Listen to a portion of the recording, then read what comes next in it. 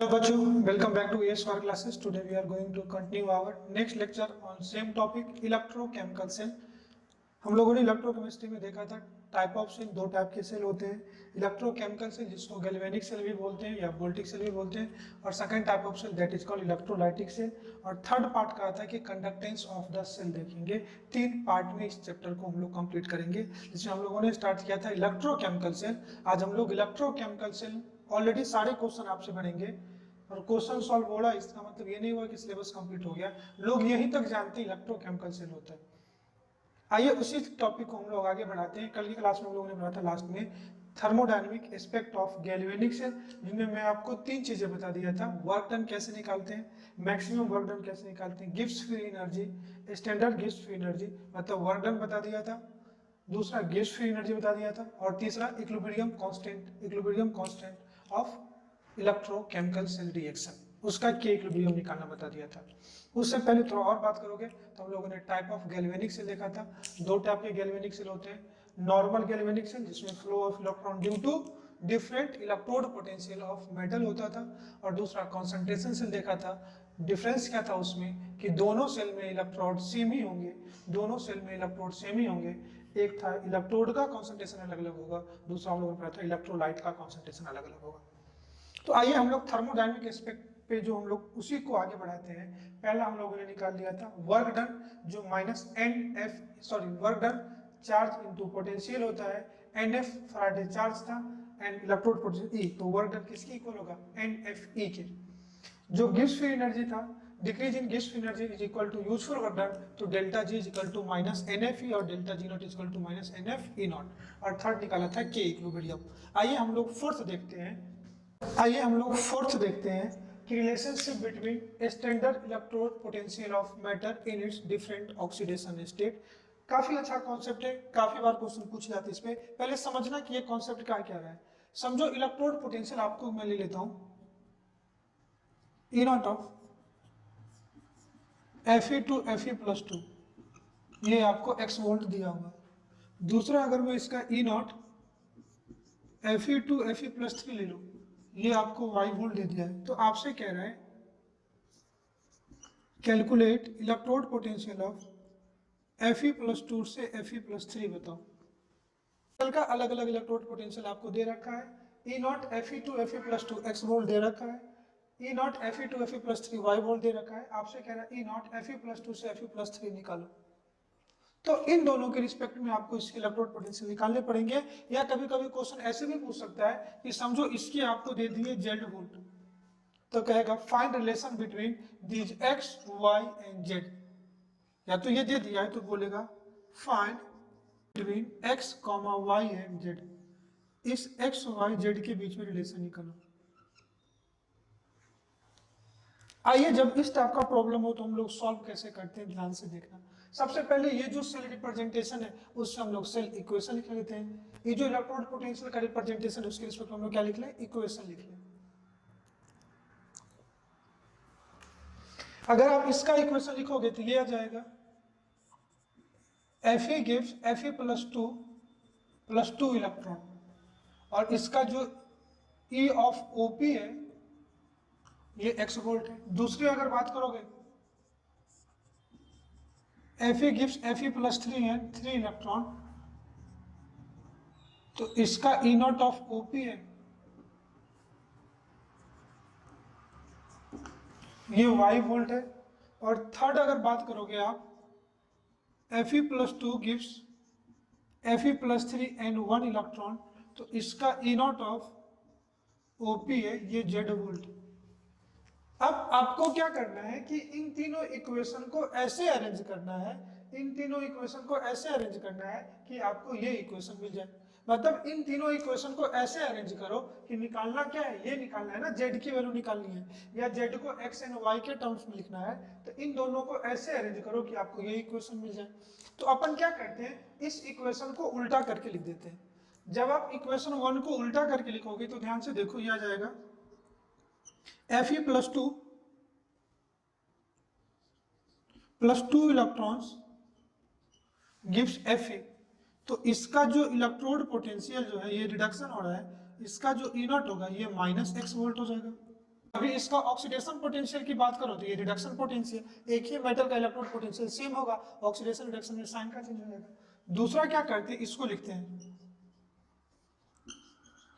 Fe+3 electron, इसका जो OP है ये क्या है y वोल्ट। अब इन दोनों इक्वेशन को ऐड कर दो, जब आप इन दोनों इक्वेशन को ऐड करोगे तो देखो ये Fe कैंसिल, इधर 2 इलेक्ट्रॉन इधर 3 इलेक्ट्रॉन, तो इधर बचेगा इलेक्ट्रॉन, लेफ्ट हैंड साइड बचेगा Fe+2 और इधर बचेगा Fe+3 है ना। और इसका इलेक्ट्रोड पोटेंशियल कितना है, E नॉट कितना Z के बराबर होगा और Zx+y के बराबर होगा। पोटेंशियल जो Z आया क्या ये x+y के बराबर होगा, तो आप कहोगे नहीं ये आंसर गलत है। ध्यान से देखना, आप कहोगे सर इससे पहले भी तो हम लोग दो हाफ सेल जब फुल सेल इक्वेशन पे नेक्स्ट इक्वेशन लगा रहे थे तो oxidation half cell reduction half cell को जोड़ करके ई नॉट ऑफ सेल निकाल रहे थे। तो ध्यान से देखना, मैंने कहा था जब भी अगर कोई फुल सेल रिएक्शन लिखेंगे तो उसमें इलेक्ट्रॉन कैंसिल आउट होना चाहिए, अगर इलेक्ट्रॉन कैंसिल आउट होंगे तभी डायरेक्टली इलेक्ट्रोड पोटेंशियल को आप ऐड और सब्ट्रैक्ट कर सकते हो। यहाँ फुल सेल रिएक्शन में इलेक्ट्रॉन दिख रहे हैं आपको, तो यहाँ पे इलेक्ट्रोड पोटेंशियल को डायरेक्टली ऑपरेट नहीं कर सकते। कई बार आपको क्वेश्चन मिलेगा डायरेक्टली आपको ऐड सब्ट्रैक्ट करने से मिल जाएगा। आप ध्यान रखना कि इलेक्ट्रोड पोटेंशियल को डायरेक्टली तभी सब्ट्रैक्ट कर सकते हो या ऐड कर सकते हो जब फुल सेल रिएक्शन में इलेक्ट्रॉन कैंसिल आउट हो जाएंगे, इलेक्ट्रॉन एक भी नहीं बचेंगे। अगर इलेक्ट्रॉन बचेंगे तो कहीं ना कहीं ई नॉट ऑफ सेल आपको ऐसे नहीं निकालना। याद है कि जब हम लोग सिल्वर इलेक्ट्रोड लिए थे ऑक्सीडेशन रिएक्शन में, याद करना, तो अगर किसी रिएक्शन में इलेक्ट्रॉन कैंसिल आउट नहीं हो रहे थे तो हम उसको किसी सुटेबल इंटीजर से मल्टीप्लाई कर रहे थे ताकि इलेक्ट्रॉन कैंसिल आउट हो। और अगर रिएक्शन को किसी इंटीजर से मल्टीप्लाई कर रहे थे तो इलेक्ट्रोड पोटेंशियल पे फर्क नहीं पड़ रहा था। आप कहोगे क्यों नहीं फर्क पड़ रहा था, because electrode potential intensive property है, ये मास पे डिपेंड नहीं करता। तो आप कहोगे सर इलेक्ट्रॉन को कैंसिल करने के लिए इस इक्वेशन को 3 से मल्टीप्लाई कर दे, इस इक्वेशन को 2 से मल्टीप्लाई कर दे, जब तो या 3 2 जा 6 2 3 जा 3 2 जा 6 6 इलेक्ट्रॉन कैंसिल हो जाएंगे। तो ध्यान से देखना यहाँ पे जो इलेक्ट्रोड पोटेंशियल है ये 3Fe और 2Fe3 आ जाएंगे। तो आप इंटेंसिव प्रॉपर्टी तो हम लोग डायरेक्टली इलेक्ट्रोड पोटेंशियल से नहीं निकाल सकते हैं, क्योंकि आपको किस इक्वेशन का चाहिए, Fe2 से Fe+3, और इलेक्ट्रॉन कैंसिल करने जाओगे तो यहाँ पे देखो ना इस इक्वेशन को 3 से आपको मल्टीप्लाई करना पड़ेगा और इस इक्वेशन को 2 से मल्टीप्लाई करना पड़ेगा। तो ये कितना हो जाएगा, 3 2 जा 6 2 3 जा 6, लेकिन यहाँ पे 3Fe+2 आ जाएगा और यहाँ पे 2Fe+3 आ जाएगा। लेकिन आपको तो इस इक्वेशन का निकालना है ना, तो फिर कैसे निकालेंगे, तो अगर वैसा कोई रिएक्शन जिसमें इलेक्ट्रॉन कैंसिल आउट नहीं आ रहा है तो हम लोग उसके गिब्स फ्री एनर्जी से निकालेंगे। याद करो एनर्जी वो मास डिपेंडेंट है, एनर्जी क्या है, मास डिपेंडेंट है, क्योंकि कोई भी एनर्जी की बात करोगे तो अगर मास बढ़ेगा तो एनर्जी बढ़ेगा। समझो ना अगर एक गिलास ग्लूकोन डी से आपको x एनर्जी मिल रही है तो 2 गिलास से 2x मिलेगा। तो गिब्स फ्री एनर्जी है वो एक्सटेंसिव प्रॉपर्टी है, जो गिब्स फ्री एनर्जी है वो एक्सटेंसिव प्रॉपर्टी है। तो आप क्या कर सकते हो, उसके कॉरस्पॉन्डिंग गिब्स फ्री एनर्जी निकाल करके आप उसको डायरेक्टली ऐड या सब्ट्रैक्ट कर सकते हो। आगे मैं वो नोट करके पॉइंट लिखा दूंगा। समझो अगर मैं इस इक्वेशन का गिब्स फ्री एनर्जी निकालता हूं, ये 3 इक्वेशन है, this is your equation number 1, this is your equation number 3। अब इक्वेशन 1 एंड 2 को ऐड करने पे इस इक्वेशन को 1 ले लो तो ये क्या हो जाएगा, इक्वेशन इनवर्स कर दिया तो 1 डैश, ये क्या लिया 2 डैश, और 1 डैश 2 डैश को ऐड करने पे ये इक्वेशन 3 आ रहा है। 2 तो एज इट इज है। इलेक्ट्रोड पोटेंशियल को ऐड नहीं करके अब हम लोग उसके गिब्स फ्री एनर्जी से निकालेंगे। और अगर गिब्स फ्री एनर्जी की बात करूं तो delta G is equal to minus NF into E, तो इसका निकालू इक्वेशन 1, इक्वेशन 1 ये है, अगर डेल्टा G1 निकालू तो डेल्टा G1 क्या हो जाएगा, माइनस n, n की वैल्यू कितनी है इस इक्वेशन में 2, f इंटू ई की वैल्यू कितनी है माइनस x, तो माइनस x आ गया। डेल्टा G2 निकालू तो ये क्या हो जाएगा माइनस 3FY, और इस इक्वेशन का अगर डेल्टा G निकालू delta G3 is equal to, तो इसका इलेक्ट्रोड पोटेंशियल कितना है Z, तो यह आ जाएगा 1FZ माइनस ऑफ, ये इक्वेशन 1 का है, ये इक्वेशन 2 का, ये इक्वेशन 3 का, ये 1 डैश का। अब इक्वेशन 1 डैश और 2 डैश को ऐड करने पे क्या आ रहा है 3 डैश, तो क्या हो जाएगा delta G3 is equal to delta G1 dash plus delta G2। ये कितना है -1 F into z is equal to, ये minus minus plus 2Fx minus 3Fy। F cancel हो गया तो z इज इक्वल टू हो जाएगा minus of z is equal to x minus y, तो z 2x माइनस 3y, तो z is equal to आपका हो जाएगा 3y माइनस 2x। z के बीच में रिलेशन पूछा है, x y z के बीच में रिलेशन पूछा है, तो z is equal to 3y minus 2x आ जाएगा। माइनस 2x ये z की वैल्यू आ जाएगी, या x और y की वैल्यू दी जाएगी, जिससे आप z की वैल्यू निकाल सकते हो। हमने किया क्या ध्यान से देखो, हमने करा क्या ध्यान से आप समझ लो, समझ में आ जाएगा। ये 3 इक्वेशन दिए हुए थे, एक मेटल है Fe से Fe+2 x वोल्ट दिया हुआ था, Fe to Fe+3 y volt दिया हुआ था, और इलेक्ट्रोड पोटेंशियल पूछा था Fe+2 से 3 निकालो, या अगर इसका इलेक्ट्रोड पोटेंशियल z दे दिया है तो आपसे कहेगा x y एंड z के बीच में रिलेशन निकालो। तो हमने क्या किया, Fe से Fe+2 2 इलेक्ट्रॉन इक्वेशन लिख लिया, इन तीनों सेल रिप्रेजेंटेशन का 3 सेल इक्वेशन लिख लिया।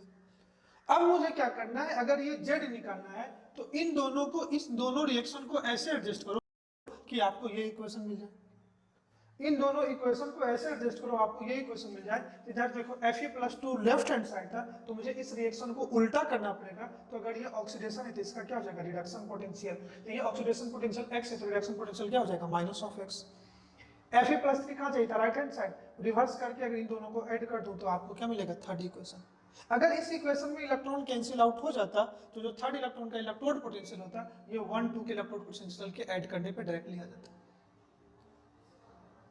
लेकिन अगर कोई सेल में इलेक्ट्रोड पोटेंशियल अगर कोई सेल में इलेक्ट्रॉन कैंसिल आउट नहीं हो तो आप डायरेक्टली इलेक्ट्रोड पोटेंशियल को ऐड सब्ट्रैक्ट करके आप नहीं निकाल सकते हो। तब आपको क्या करना पड़ेगा, उसके करस्पॉन्डिंग गिब्स फ्री एनर्जी की वैल्यू निकालनी पड़ेगी। तो इस इक्वेशन का गिब्स फ्री एनर्जी मैंने निकाल लिया, delta G is equal to minus N F into electrode potential होता है, तो एन कितना है 2, एक फॉर्मूले का माइनस, एन की value 2 F and electrode potential minus of x, तो minus 2f into minus of x, तो ये आ जाएगा 2fx। अगर इसका निकालो तो क्या आ जाएगा, नंबर ऑफ इलेक्ट्रॉन ट्रांसफर कितना है 3, तो 3 माइनस ऑफ 3fy, ये इसका G3 निकल गया और इसका ये G2 निकला और ये G3। इस रिएक्शन में इलेक्ट्रॉन ट्रांसफर कितने हैं 1 इलेक्ट्रॉन के, तो minus of 1fz। Equation 1 dash and 2 dash को ऐड करने पे इक्वेशन 3 डैश आ रहा है, तो G1 डैश और G2 को ऐड करने पे G3 आ जाएगा। फिर मैंने उसी से Z की वैल्यू निकाली।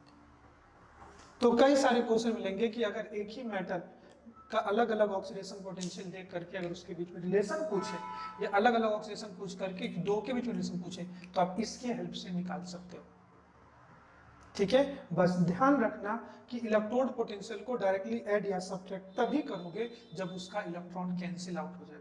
If electron are not cancelled out and in a final reaction, then we calculate relative respective value of their Gibbs free energy and then we operate directly with their Gibbs free energy. आप note करके एक point लिखना, cell potential is intensive property.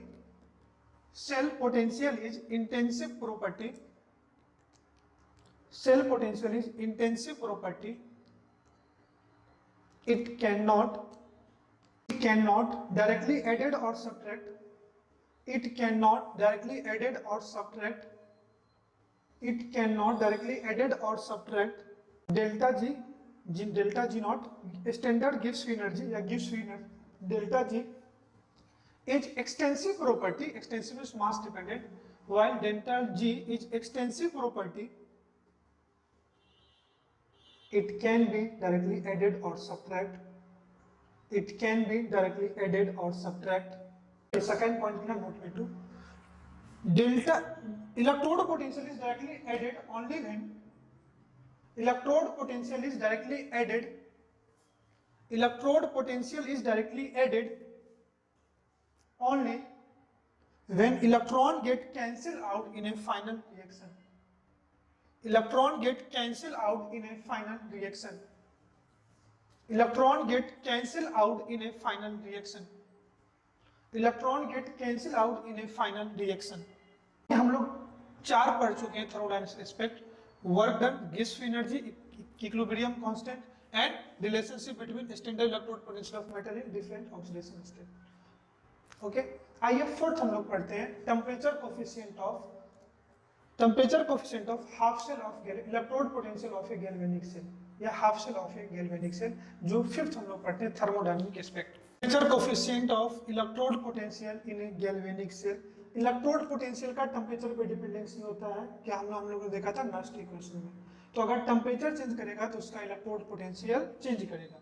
देखना, variation of electrode potential on temperature, variation of electrode potential on temperature, variation of electrode potential on temperature is known as temperature coefficient, जिसको TC लोग लेते हैं, TC से represent करते हैं। Variation of electrode potential on temperature is known as temperature coefficient. It can be calculated by knowing the value of electrode potential. It can be calculated by knowing the value of electrode potential at two different temperature. समझो मैं कह रहा हूं कि eight जो temperature T1 है तो उस कंडीशन पे जो इलेक्ट्रोड पोटेंशियल है, और अगर टेम्परेचर T2 है तो उस कंडीशन पे जो इलेक्ट्रोड पोटेंशियल है ये E2। तो दो अलग अलग टेम्परेचर पे दो अलग अलग इलेक्ट्रोड पोटेंशियल आपका है। Change in electrode potential in change in temperature, D मतलब ये स्मॉल चेंज को रिप्रेजेंट करता है, स्मॉल चेंज, जिसको स्मॉल डेल्टा भी बोलते हैं, 1/T2 माइनस T1। और ये जो हम लोग कराते हैं एटलीस्ट प्रेशर कांस्टेंट रखते हैं। अगर दो अलग अलग टेम्परेचर पे इलेक्ट्रोड पोटेंशियल आपका गिवन है, दो अलग अलग टेम्परेचर पे अगर आपका इलेक्ट्रोड पोटेंशियल गिवन है तो आप directly variation of electrode temperature निकाल सकते हो। चेंज इन इलेक्ट्रोड, ये इलेक्ट्रोड पोटेंशियल है, ठीक है, कंफ्यूज मत होना, ठीक है। जो डेल्टा ई है ये चेंज इन,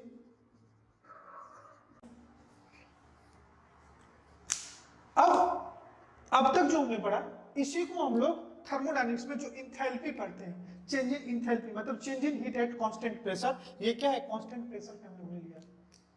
तो इसी चीज को थर्मोडायनामिक्स से कोरिलेट करते हैं, हम चेंज इन इंथैल्पी निकालने की कोशिश करते हैं। क्या कैलकुलेट करेंगे, नेक्स्ट हम लोग पढ़ेंगे सिक्स्थ चेंज इन इंथैल्पी। उससे पहले मैं 2-3 गिब्स फ्री एनर्जी के इक्वेशन है वो बता देता हूं आपको, ये समझ में आ गया ना। अगर एक फॉर्मूला आप जानते हो, delta G is equal to minus NF into e, G is equal to delta H minus T delta S। और डेल्टा S क्या है, डेल्टा G क्या है, change in Gibbs free energy, delta H क्या है, चेंज इन इंथैल्पी, इसी को heat change at constant pressure बोलते हैं। और T क्या है, टेम्परेचर, डेल्टा S क्या है, चेंज इन एंट्रोपी। और चेंज इन एंट्रोपी क्या होता है, तो change in Gibbs free energy upon temperature को ही क्या बोलते हैं, चेंज इन एंट्रोपी। तो अगर मैं इसकी बात करूं, आगे लिखूं तो इसको ऐसे लिख सकता हूं, delta G delta H plus, ये 3 इक्वेशन हम लोग थर्मोडायनामिक्स से लेकर के आए। मैं लिख देता हूं, from delta G is equal to del minus NF into E, delta G is equal to delta H minus T delta S, उसी को लिखा delta G is equal delta H plus T del E by del T, delta E by delta T gives एनमॉन equation निकालते हैं। क्या, variation of with temperature को correlate करता है। किसको कोरिलेट करता है, variation of Gibbs free energy with temperature of with change in temperature, change in temperature जिसको गिब्स एल्मोंट इक्वेशन बोलते हैं। अब इसी के बेस पे हम लोग फिफ्थ निकालते हैं, चेंज इन हीट। क्या निकालते हैं, change in heat in electrode potential या इन गैल्वेनिक सेल। मैं क्या करता हूं, इसको इक्वेशन 1, इसको इक्वेशन 2, इसको इक्वेशन 3 लेता हूं। Delta G is equal to delta H plus T constant pressure. इसमें मैं डेल्टा जी के वैल्यू को सब्स्टिट्यूट कर देता हूं minus of N F E से। तो आप लिखोगे तो इसको क्या लिख सकता हूं, minus N F E is equal to delta H plus temperature minus N F E, ये ब्रैकेट में ये डी अपॉन डी टी, और पूरा क्या हो गया, कांस्टेंट प्रेशर। ध्यान से देखना। अब इसमें से क्या कर लो आप, माइनस एन एफ को कॉमन ले लो। किसको कॉमन ले लोगे, माइनस एन एफ को। इससे अगर माइनस एन एफ कॉमन आ जाएगा तो आ जाएगा minus N F into E is equal to minus N F T, N F बाहर आ गया तो ये हो जाएगा del E by del T at constant pressure.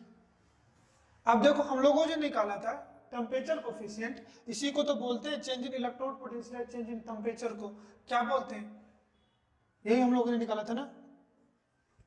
अब यहां से सब्स्टिट्यूट भी अगर आप निकालोगे तो ये इंथैल्पी की वैल्यू आ जाएगी। ध्यान से देखो, delta H is equal to minus N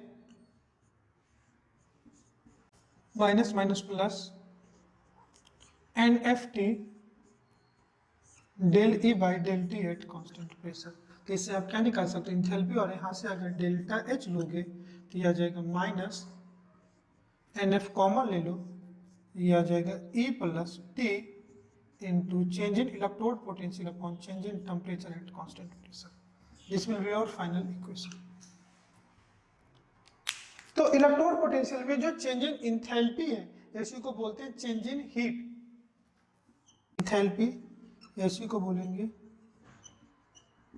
change in heat at constant pressure, और heat change at constant pressure को क्या बोलते हैं, इंथैल्पी।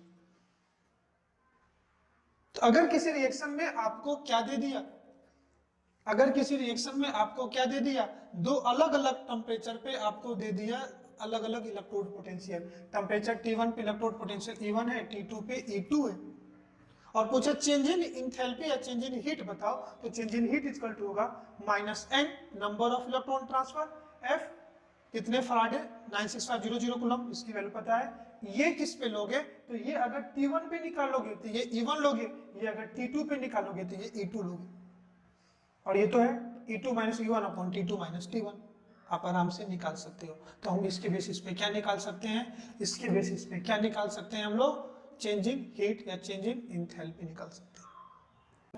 हमने क्या किया, टेम्परेचर कोएफिशिएंट देख रहे थे कि variation of electrode potential with temperature, उसी को क्या बोलते हैं, टेम्परेचर कोएफिशिएंट। तभी निकाल सकते हैं कि आपको दो अलग अलग टेम्परेचर पे दो अलग अलग इलेक्ट्रोड पोटेंशियल होगा, और delta E by delta T at constant pressure is equal to E2 minus E1 upon T2 minus T1। फिर हमने कहा कि तीन इक्वेशन हम लोग कंपेयर करते हैं, delta G is equal to minus N F E, delta G is equal to delta H minus T delta S, और तीसरा delta G is equal to H plus T delta G by delta T, जिसको Gibbs Helmholtz equation बोलते हैं। और इसी equation में हमने delta G की वैल्यू पुट कर दी माइनस एन एफ ई, जिससे इंथैल्पी निकल गया, delta H is equal to minus of N F bracket में क्या गया, E plus T D upon D T temperature coefficient. आइए हम लोग सेवेंथ निकालते हैं, चेंज इन एंट्रोपी। आप आराम से निकाल सकते हो। सेवेंथ अगर निकालते हैं, डेल्टा एस की वैल्यू निकालनी है अपने को।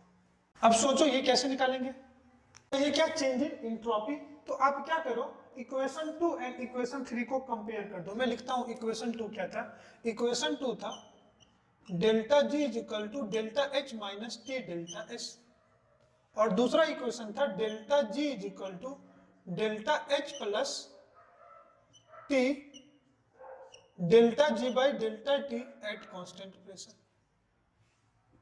अब ध्यान से इस इक्वेशन को आप कंपेयर करो तो देखो डेल्टा जी इक्वल है डेल्टा एच इक्वल है, टेम्परेचर इक्वल है, तो सीधा सीधा delta S is equal to क्या आ जाएगा, minus of delta G by delta T at constant pressure.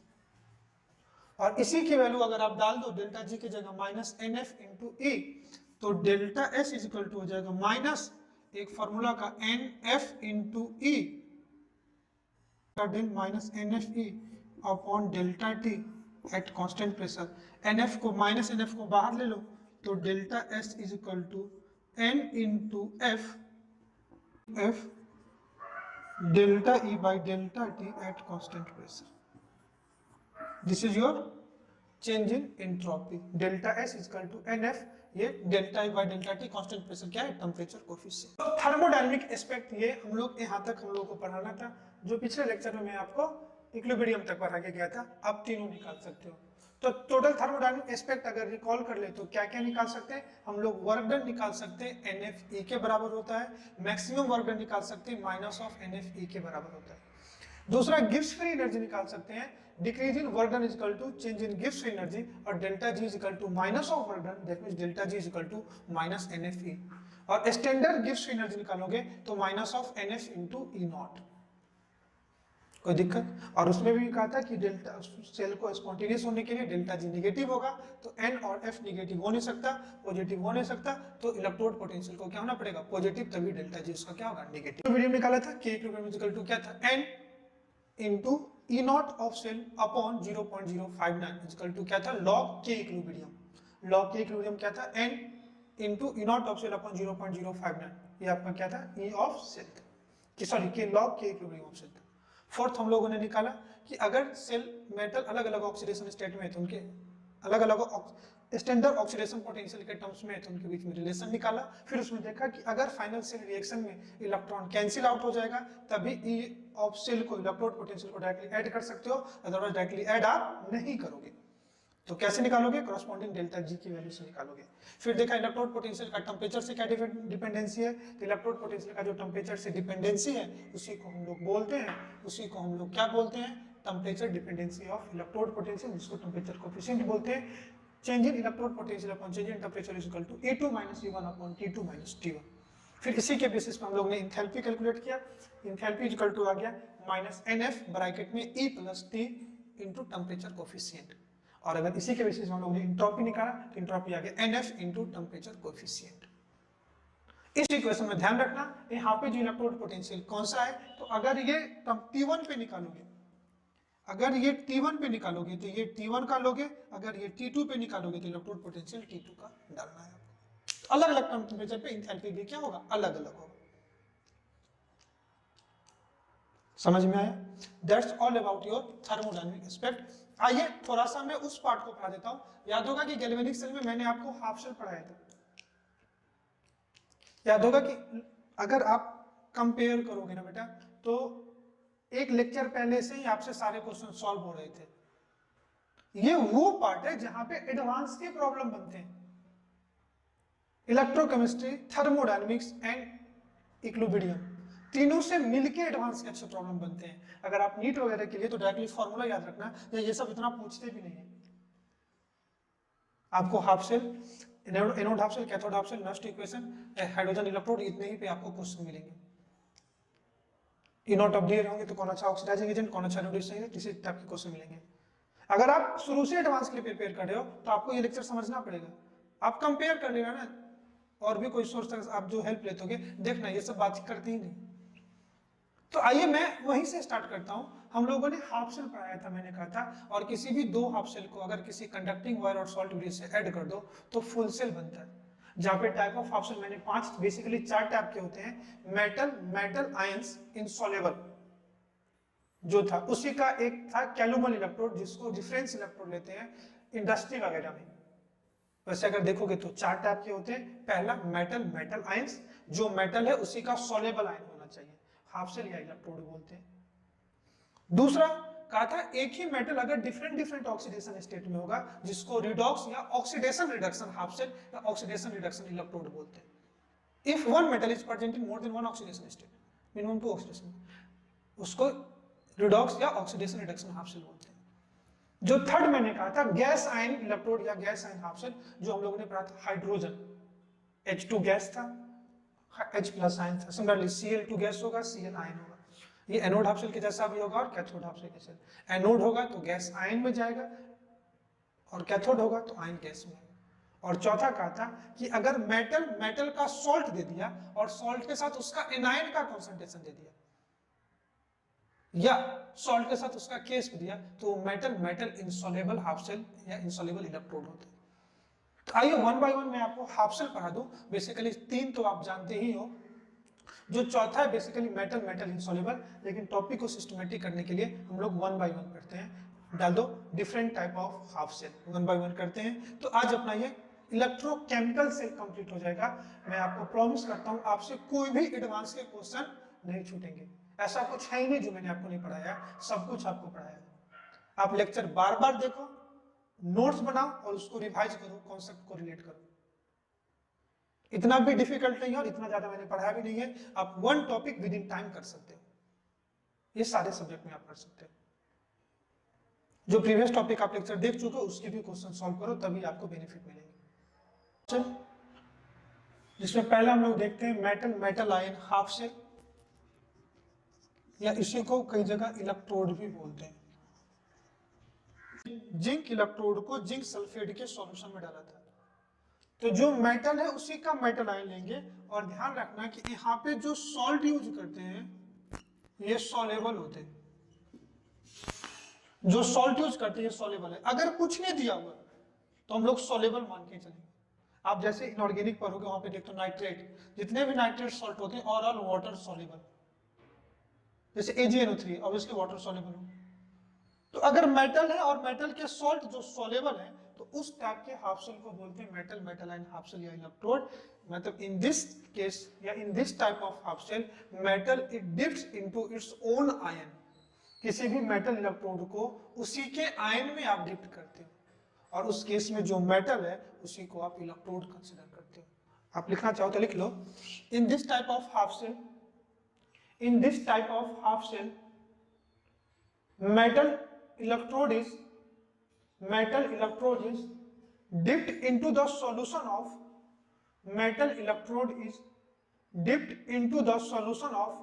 its own ion.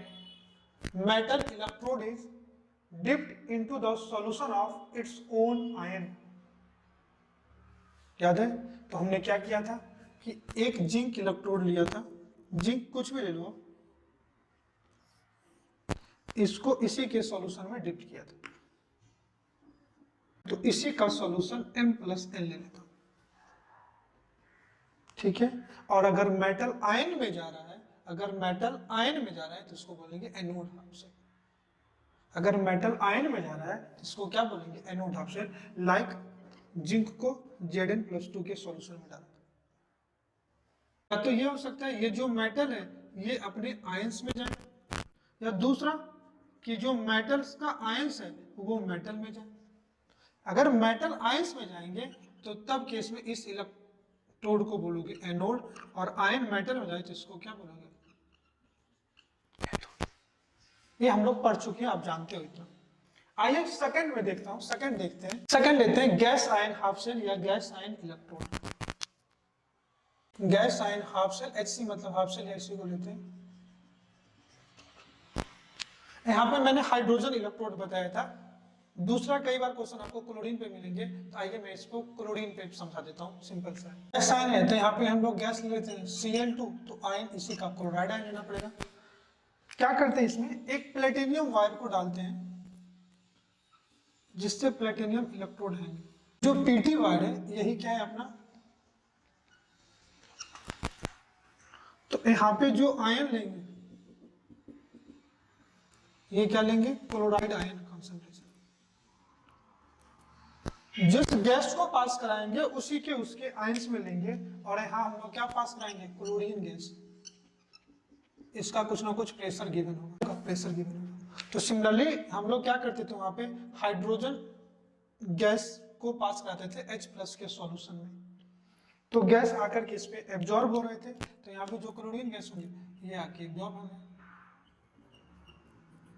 और जो बचा हुआ गैस होगा एक बार बबल्स के फॉर्म में चला जाएगा। ये प्लेटिनम कार्बन ब्लैक हमने लिया है, जो क्या करेगा? क्लोरीन गैस को अपने सरफेस पे एब्जॉर्ब करेगा और यहाँ पे एक इक्विलिब्रियम एस्टैब्लिश करेगा। Cl2 gas and chloride ion के बीच में। ठीक है, अब होगा क्या, ध्यान से देखना। अगर इसके सेल रिप्रेजेंटेशन की मैं बात करूं तो यहाँ पे करा देता हूं। अगर एनोड हाफ शेल तो सबसे पहले प्लेटिनम इलेक्ट्रोड लिया, सिंगल लाइन फेज को बताता है। उसके बाद क्या लेंगे, Cl2 गैस, और देन क्या लेंगे, Cl माइनस आयन। ये प्रेशर, इसका कुछ प्रेशर होगा, इसका कॉन्सेंट्रेशन कुछ सी मोलर।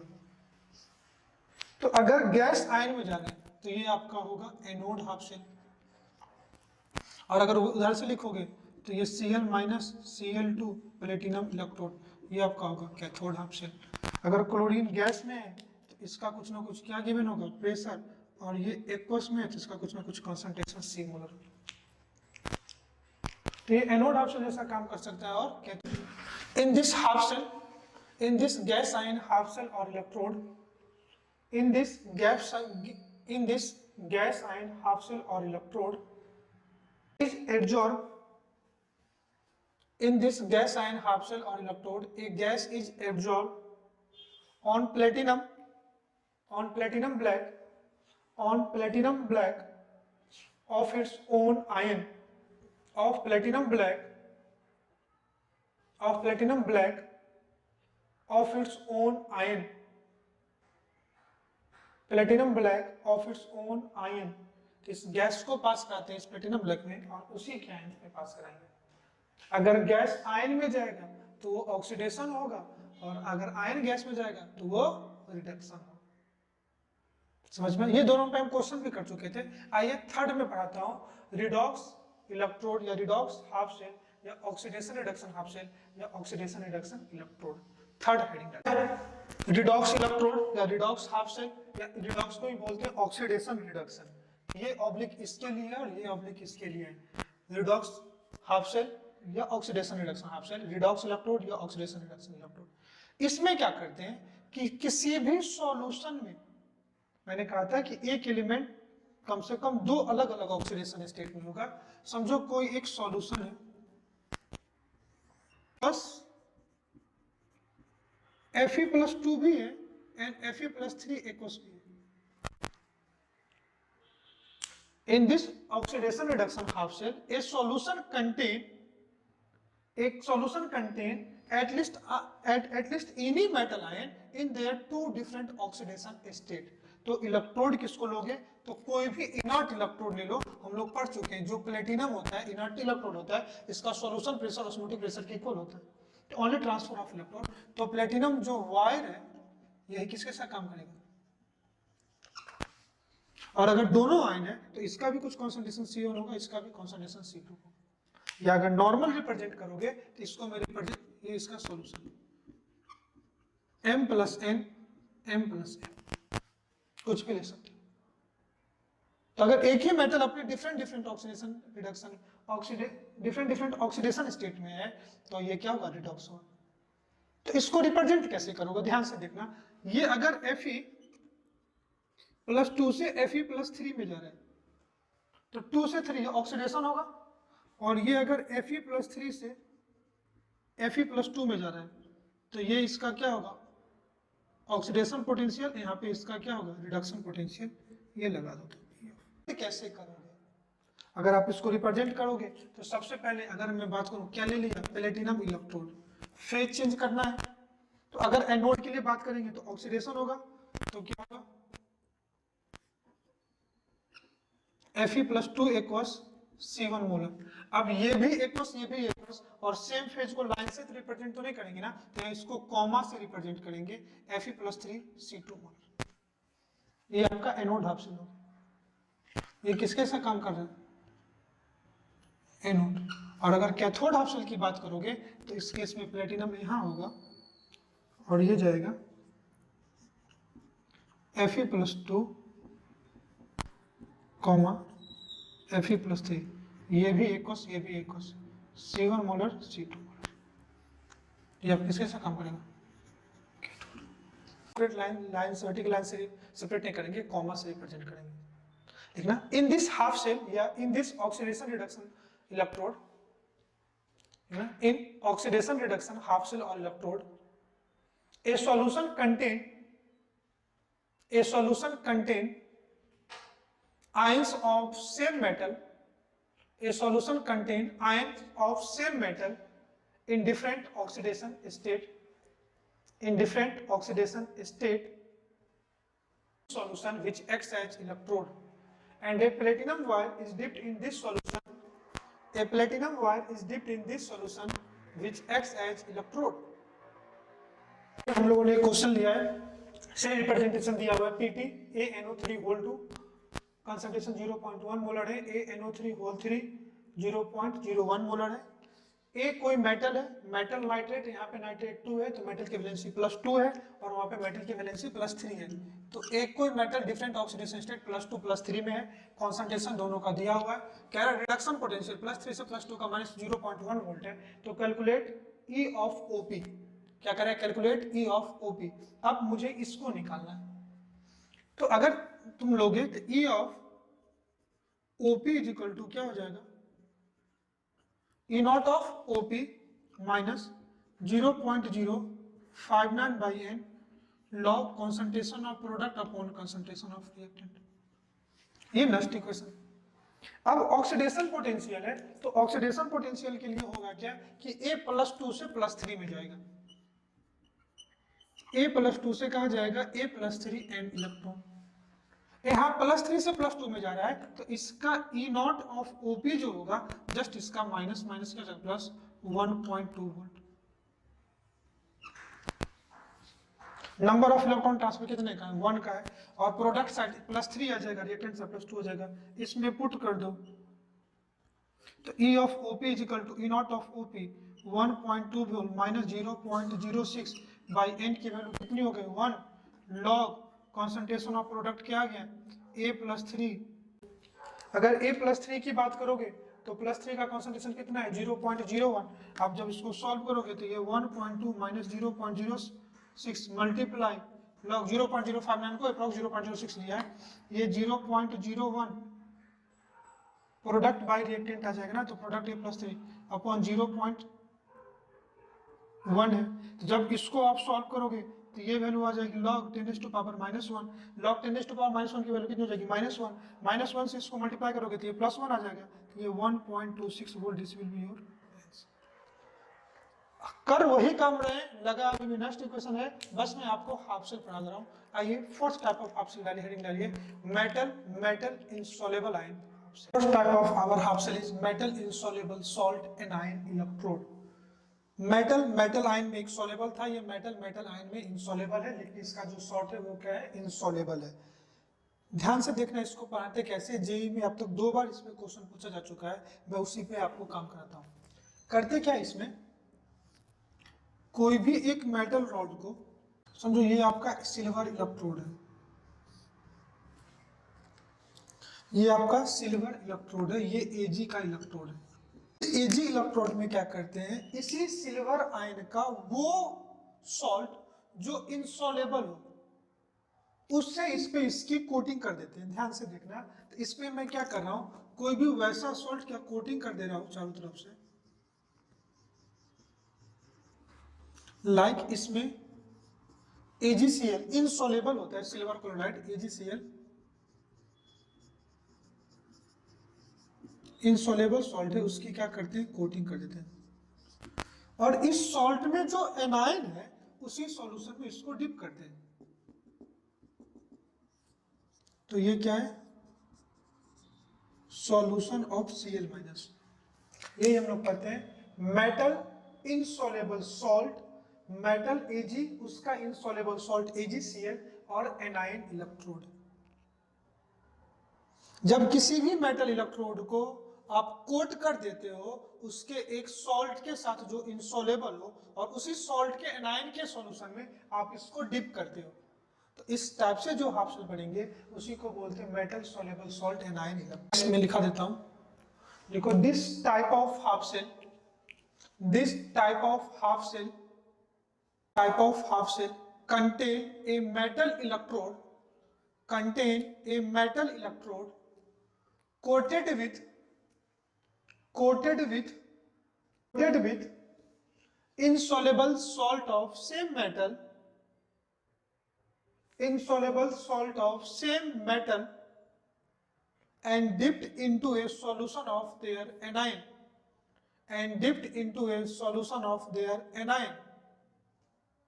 तो इससे आपको क्या मिलेगा, मेटल इंसॉल्युबल सॉल्ट इलेक्ट्रोड। और हम लोग पढ़ चुके हैं सिल्वर का रिडक्शन होता है, नोबल मेटल है। अगर इसको मैं सेल रिप्रेजेंटेशन की बात करूं तो यहाँ पे देखो ये AgCl सॉलिड है, ये अलग है। दूसरा कंपार्टमेंट क्या था, ये जो कोटेड वाला पार्ट था, तो ये आपका क्या है AgCl, ये भी सॉलिड है। और यहाँ पे जो एनाइन है वो Cl माइनस। ध्यान से देखो, अगर नॉर्मल मेटल सॉलेबल होता तो एनोड हाफ सेल में कैटायन का कॉन्सेंट्रेशन बढ़ रहता एंड कैथोड हाफ सेल में एनायन का कॉन्सेंट्रेशन बढ़ रहता। होगा क्या, अगर इसके सेल रिएक्शन की बात करूं तो AgCl रिडक्शन होगा इसका -1 इलेक्ट्रॉन, क्या मिलेगा Ag solid plus Cl minus. वहां भी एनायन का कॉन्सेंट्रेशन बढ़ रहा था और यहाँ भी एनायन का कॉन्सेंट्रेशन बढ़ रहा था। और इसके E0 ऑफ सेल को रिप्रेजेंट करेंगे AgCl solid then AgCl, that is your cell representation। Simple है कि सिंपल जो मेटल इलेक्ट्रोड है उसका कोई सॉल्ट ले लो जो इंसॉल्युबल है और उस सॉल्ट के एनायन में उसी को डिप कर दो। क्लियर। यहाँ पे इलेक्ट्रोड अलग फेज है, सॉल्ट का कोटिंग अलग फेज है, इसलिए दोनों को सिंगल लाइन से दिया और बाद में ये कहाँ जा रहे हैं, एनायन में जा रहे हैं। सेल रिएक्शन AgCl इलेक्ट्रॉन लेके Ag सॉलिड और Cl माइनस, टाइम के साथ जितना जैसे रिडक्शन होगा उसका क्लोराइड आयन क्या होगा, कंसंट्रेशन बढ़ेगा। और इसका E0 ऑफ सेल लोगे तो E of cell, E of Cl minus AgCl, Ag is equal to E0 Cl minus AgCl, Ag minus 0.059 by n, n क्या नंबर ऑफ 1 और ऊपर कंसंट्रेशन ऑफ क्या जाएगा log Cl माइनस कंसंट्रेशन। और इस case में n की value हमेशा कितना रहेगी 1, तो सीधा सीधा लिख दो E of cell is equal to E0 of cell minus 0.059 log chloride ion concentration. Insoluble को अगर मेटल इंसॉल्युबल में कन्वर्ट करना है तो क्या करोगे, उस एनायन को ऐड कर दोगे, एक्सेस ऑफ एनायन क्या कर दोगे, ऐड कर दोगे। डिफरेंस क्या हो रहा है, अगर सिल्वर का रिडक्शन मेटल सॉल्युबल से देखते और मेटल इंसॉल्युबल से देखते तो देखो डिफरेंस क्या है। मैं एक एग्जांपल के तौर पे आपको डिफरेंस बता रहा हूँ।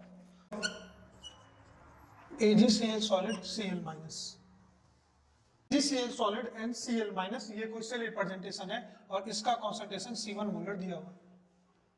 आपको अगर इलेक्ट्रोड पोटेंशियल इस टर्म्स में दिया हुआ है E0 Cl minus AgCl and Ag, समझो ये गिवन है। दूसरा E0 Ag plus two Ag given, cell representation आपको गिवन है और इलेक्ट्रोड पोटेंशियल इस टर्म्स में गिवन है। अगर इलेक्ट्रोड पोटेंशियल इस टर्म्स में गिवन है, व्हाट डज इट मीन, तो ये हो जाएगा मेटल इनसॉल्युबल सॉल्ट एनायन, और इस टर्म्स में दिया हुआ है ये metal soluble salt half cell. Simple है, मेटल का सॉल्युबल आयन है, यहाँ पे metal ion insoluble, metal insoluble ion है। समझ में आ रहा है। अगर सेल रिप्रेजेंटेशन ये है और इलेक्ट्रोड पोटेंशियल ये गिवन है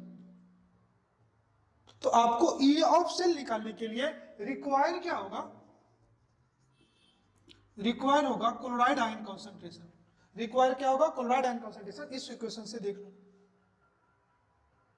लेकिन अगर इस टर्म्स में बात करो, इलेक्ट्रोड पोटेंशियल ये इस टर्म्स में गिवन है, इलेक्ट्रोड पोटेंशियल इस टर्म्स में गिवन है और तब E ऑफ सेल निकालना होगा तो एक और चीज आपको दिया हुआ होगा, तब रिक्वायर होगा तब सेल इस टर्म्स में दिया हुआ है। तो इस केस में आपको Ag प्लस का कंसंट्रेशन का जरूरत पड़ेगा और Ag प्लस का कंसंट्रेशन क्या निकालोगे, KSP। बेसिकली KSP होता क्या है, तो concentration of Ag plus and concentration of Cl minus. Cl minus का कंसंट्रेशन यहाँ दिया हुआ है, KSP दिया हुआ है, तो Ag यहाँ से निकाल करके तब इस इलेक्ट्रोड पोटेंशियल निकाल लो। डिफरेंस काफी सिमिलर है। सेल रिप्रेजेंटेशन ये है तो जरूरी नहीं है कि हम मेटल इनसॉल्युबल का कांसेप्ट है। सेल रिप्रेजेंटेशन E है और E0 इसका सिल्वर का इस टर्म्स में दिया हुआ है, तब आपको एक और चीज की जरूरत पड़ेगी, KSP की जरूरत पड़ेगी। अगर सेल रिप्रेजेंटेशन ऐसा और ई नॉट सर्कल ऐसा है तो directly chloride angle concentration put करोगे, आप डायरेक्टली लगा सकते हो। समझ में आ रहा है ना? तो नोट करके एक पॉइंट लिखना जो मैं डिक्टेट करके लिखा रहा हूं, लिखना नोट करके एक point. And half cell any metal ion half cell is converted into metal insoluble salt half cell, metal insoluble salt half cell simply by adding